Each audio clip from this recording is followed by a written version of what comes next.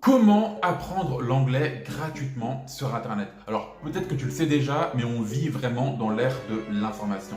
Aujourd'hui, tu peux apprendre n'importe quelle langue gratuitement sur Internet.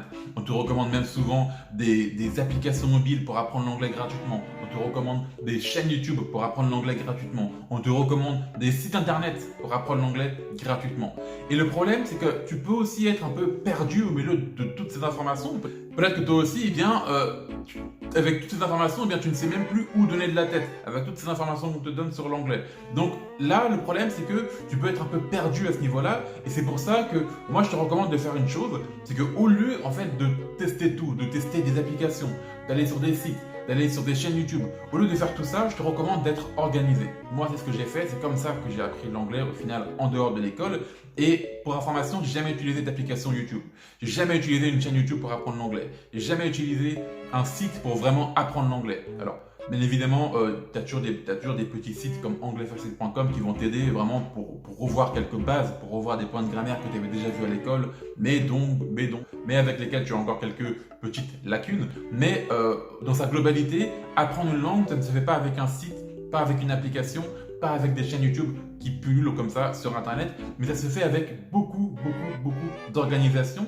Et l'avantage, c'est que l'organisation, tu peux t'organiser sans devoir payer pour des sites ou payer pour des applications, ce genre de choses.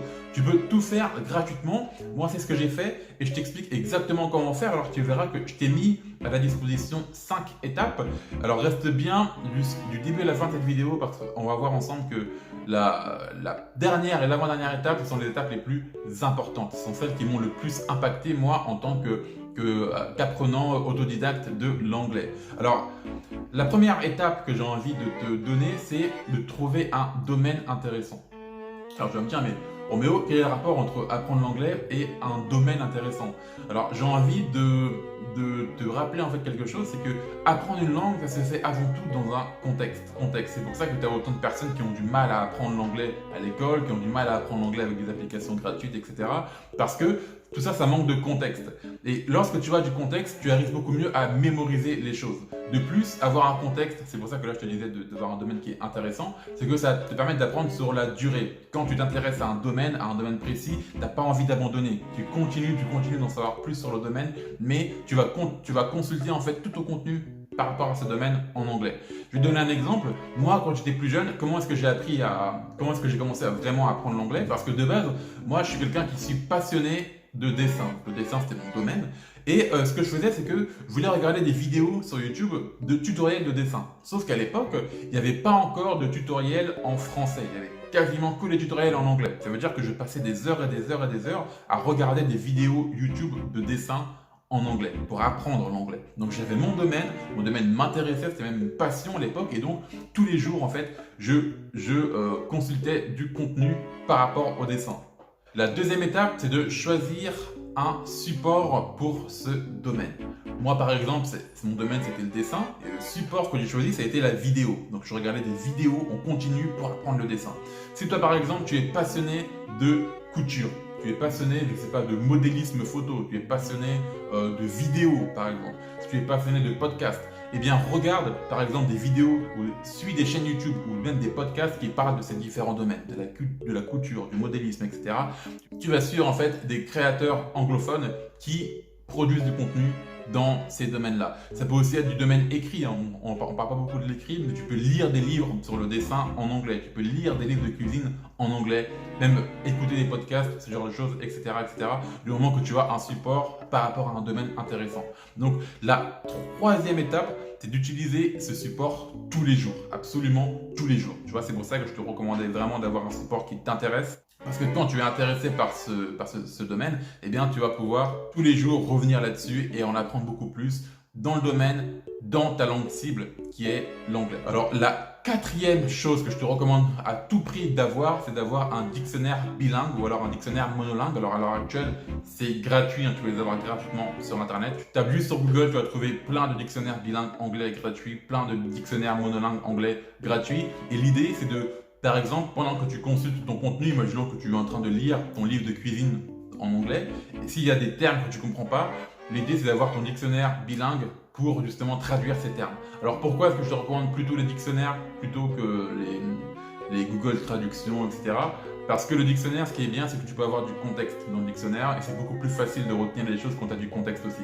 Donc moi, je suis pas trop je fais pas trop partie de ces gens qui prônent à fond en fait Google Traduction, etc. Je travaille toujours avec des dictionnaires, c'est toujours comme ça que j'ai travaillé et c'est comme ça que je te recommande aussi de travailler parce que c'est beaucoup plus facile au final de retenir le vocabulaire que tu apprends dans ce contexte quand tu utilises un dictionnaire plutôt que Google Traduction ou Reverso. Et enfin, la cinquième étape, c'est de pratiquer, de commencer à pratiquer. Et mine de rien, tu veux pratiquer gratuitement sur Internet.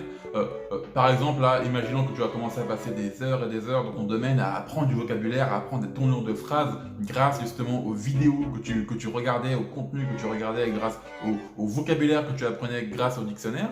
Maintenant, tu peux être en mesure de pratiquer l'anglais. Donc moi je te recommande de faire un truc qui est tout simple, c'est d'aller dans les groupes Facebook parce que c'est gratuit encore une fois. Il y a plein d'autres méthodes mais c'est des méthodes qui sont payantes donc tu ne pourras pas apprendre gratuitement avec ces autres méthodes.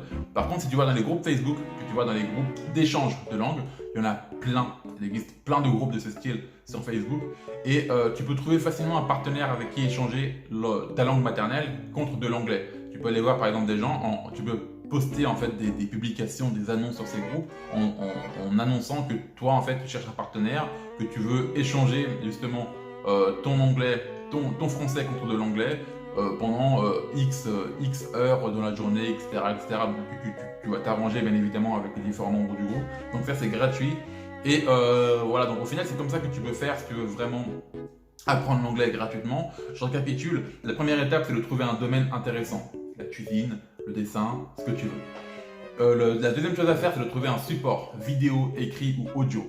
Ensuite, la troisième chose à faire, c'est d'utiliser ce support chaque jour, donc d'apprendre tous les jours sur ce domaine. Bien évidemment, tout ça, tu le fais en anglais, tu vas apprendre des livres de cuisine en français, par exemple. La quatrième chose à faire, c'est d'utiliser des dictionnaires plutôt que des Google Traductions, etc. Et la cinquième chose, c'est de pratiquer l'anglais. Tu verras que si tu fais toutes ces étapes, tu vas pouvoir apprendre l'anglais gratuitement, sans applications qui vont plus t'embrouiller qu'autre chose, sans site internet, sans chaîne YouTube, etc. Pour aller plus loin, j'ai créé un guide qui est 100% gratuit. Je te mets le lien qui est en description. Dans ce guide, tu vas apprendre un exercice à faire en 20 minutes par jour pour apprendre une tonne de vocabulaire en anglais. C'est comme ça que j'ai commencé aussi à améliorer mon vocabulaire. Donc si tu veux connaître cet exercice, tu vas dans la description, c'est un exercice qui est gratuit. Tu as juste à mettre ton email, ensuite je t'envoie directement l'exercice par email. Ceci étant dit, n'oublie pas que tu peux aussi t'abonner, liker et partager cette vidéo si tu aimes mon contenu. Et moi je te dis à la prochaine pour une future vidéo. C'était Roméo, salut.